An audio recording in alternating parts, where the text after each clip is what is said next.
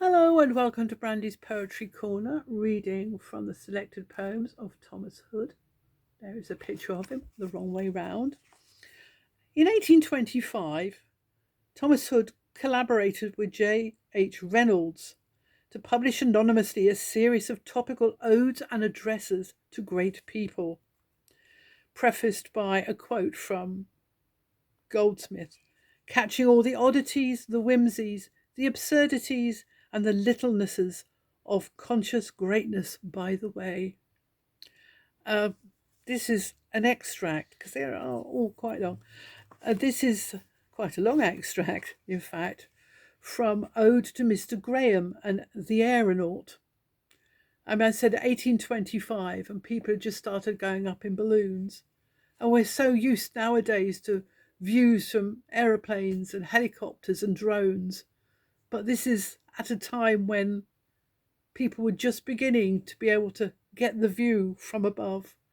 So I couldn't resist this, even as I said, though it is, for me, quite long. So this is Ode to Mr. Graham, the Aeronaut, lines 1 to 78, by Thomas Hood. Dear Graham, whilst the busy crowd, the vain, the wealthy, and the proud, their meaner flights pursue, let us cast off the foolish ties that bind us to the earth, and rise and take a bird's eye view. A few more whiffs of my cigar, and then in fancy's airy car have with thee for the skies, how oft this fragrant smoke upcurled hath borne me from this little world, and all that in it lies. Away, away, the bubble fills, farewell to earth and all its hills. We seem to cut the wind, so high we might mount, so swift we go. The chimney tops are far below, the eagles left behind. Ah me, my brain begins to swim, the world is growing rather dim, the steeples and the trees. My wife is getting very small, I cannot see my babe at all, the Dolland, if you please. Do, Graham, let me have a quiz. Lord, what a lilliput it is, that little world of Moggs. Are those the London docks? That channel, the mighty Thames? A proper kennel for that small Isle of Dogs. What is that seeming tea-urn there? That fairy dome? St. Paul's, I swear. Wren must have been a wren. And that small stripe? It cannot be the city road. Good lack to see the little ways of men. Little indeed. My eyeballs ache to find a turnpike. I must take their toll upon my trust. And where is mortal labour gone? Look, Graham, for a little stone macadamised to dust. Look at the horses, less than flies. Oh, what a waste it was of size to wish to be a mayor. What is the honour? None at all. One's honour must be very small for such a civic chair. And there's the Guildhall. 'Tis far aloof, methinks I fancy through the roof his little guardian Goggs.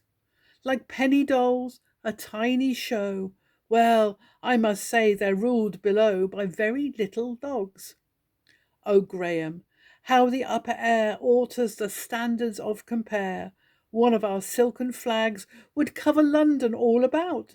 Nay, then, there's even empty out another brace of bags. Now for a glass of bright champagne above the clouds. Come, let us drain a bumper as we go.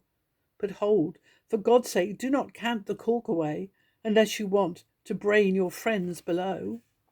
Think what a mob of little men are crawling just within our ken like mites upon a cheese. Pshaw, how the foolish sight rebukes ambitious thoughts. Can there be dukes of Gloucester such as these? Oh, what is glory? What is fame? Hark to the little mob's acclaim. 'Tis nothing but a hum.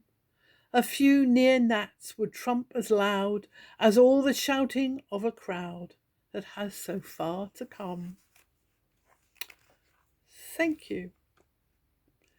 Isn't that interesting, that first intimation of how small we are?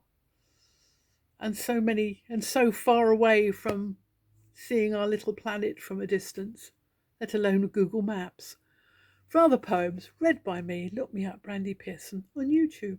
Thank you.